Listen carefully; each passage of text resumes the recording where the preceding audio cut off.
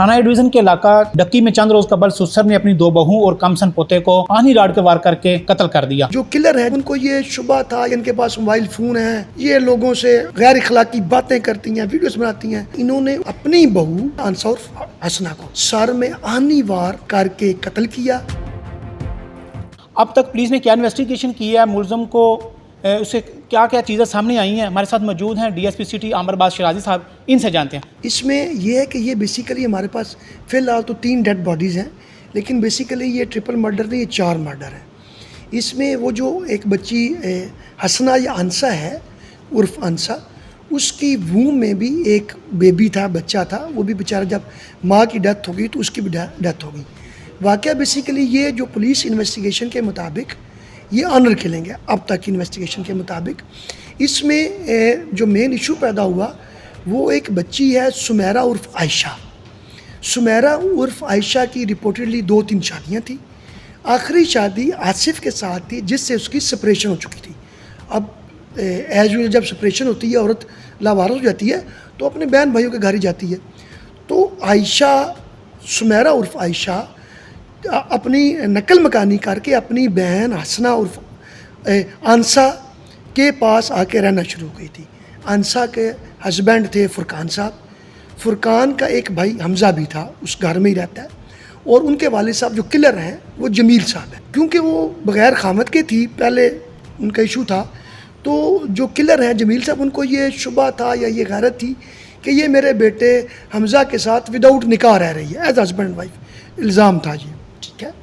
और मज़ीद उनको ये इल्ज़ाम था कि इनके पास मोबाइल फ़ोन है, ये लोगों से गलत गैर इखलाकी बातें करती हैं, वीडियोस बनाती हैं। तो वो टाइम टू टाइम इनको डांटते और झगड़ते रहते थे।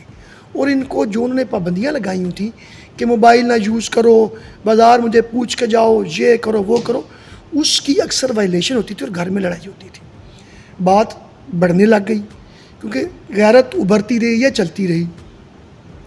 तो मीनवाइल ये बात कत्ल तक आ गई। उस दिन भी जो पहले इन्होंने वार किए, असल में जो जमील साहब हैं ये हैं मेसन मिस्त्री। इनके पास ऑलरेडी ही वो रॉड लोहे का मौजूद था, आनी लाड। तो इनको उन्होंने वही बतौर वेपन ऑफ ऑफेंस या आला कत्ल के तौर पे इस्तेमाल किया।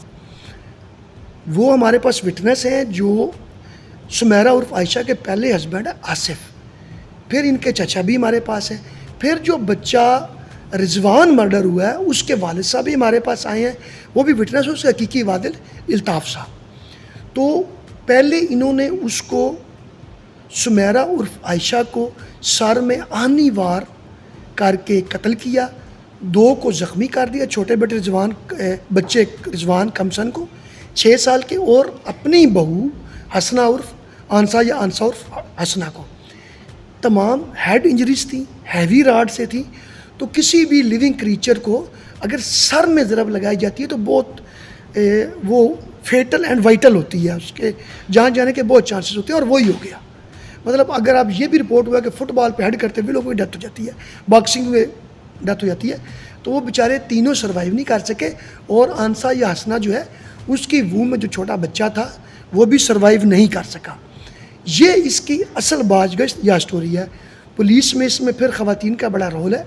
हमारी चौकी इंचार्ज राशिदा परवीन साहबा ने, तो उन्होंने फौरी रिस्पॉन्ड भी किया, मुलज़म को ही पकड़ा, और उसके अलावा वेपन ऑफ ऑफेंस बरामद किया, बाकायदा ब्लड स्टेन था, ज़ख्मियों को अस्पताल पहुँचाया, लेकिन वो फिर कुछ टाइम के बाद जो अल्लाह को मंजूर था वो सर्वाइव नहीं कर सके। तो ये इसके तमाम फैक्ट्स और वाक़यात हैं।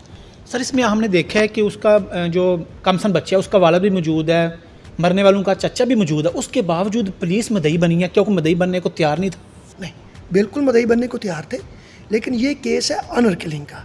इसमें होता है ये ऑनर किलिंग में कि ख़ुद मदई बन जाते हैं, दूसरे दिन जाके या तो गवाहियों से मुनरफ हो जाते हैं या वो सारे रिश्तेदार होते हैं। कंपाउंडेबल कत्ल जो एक काबिनामा बात है तो वो राजीनामा करके विड्रा कर लेते हैं, और इतना शफाक कातिल सज़ा से बच जाता है। इसके लिए बाकायदा फिर कानून साजी हुई। हमारी मुअज़्ज़ज़ पार्लियामेंट ने कानून साजी की। पहला कानून आया एंटी ऑनर किलिंग एक्ट 2015 कानून, हमारा पाकिस्तान पीनल कोड में सेक्शन 311 शामिल किया गया, 311 اس میں ہم 311 لگائی ہے. اس لیے پولیس مدعی بنی ہے کہ آنر کلنگ میں اگر کہیں کیونکہ قریبی ریلیٹیو ہیں یا جیسے کوئی صلح نامہ پیسے دے کے ہوتا ہے تو تب بھی کلر سزا سے بچ نہ سکے اور اس برائی کو روکا جا سکے. ایسے واقعات کی روک تھام کے لیے گجرات پولیس کیا کرنے چاہ رہی ہے اور آپ کا اپنا ذاتی اس میں کیا رد عمل ہے؟ یقیناً یہ گجرات پولیس کا مسئلہ بھی ہے، لیکن یہ ایک انٹرنیشنل مسئلہ ہے، ایک پینڈیمک ہے جو تب بہت سے کنٹریز میں، جسے ہم غیرت کے نام پہ قتل کہتے ہیں. جو UN کی 2023 کی رپورٹ ہے اس میں 5000 سے پلس مرڈر آنر کلنگ کے نام پہ تھرو آؤٹ دا ورلڈ ہوئے ہیں. تو اس کے لیے ضروری ہے کہ ایک معاشرے میں تبدیلی آئے. جب تک معاشرہ اس کو برا نہیں سمجھے گا، اس کے خلاف آواز نہیں اٹھائے گا، اس کو نہیں روکا جا سکتا. دوسری بات، زیادہ وکٹم وہ خواتین ہیں جن کے کانسٹیٹیوشنل آئینی رائٹس، جن کے قانونی رائٹس وہ روکے جاتے ہیں، جن کے اسلامی حقوق نہیں دیے جاتے. اس ایشو پر تمام وکلاء، تمام سول سوسائٹی ان کیسوں کی پیروی کرے، وہ ان کو اپنی بچیوں کو وہ لیگل کانسٹیٹیوشنل رائٹس دے، تو یہ یقیناً ختم تو میں نہیں کہہ سکتا لیکن کم ہونے واقعات شروع ہو جائیں گے.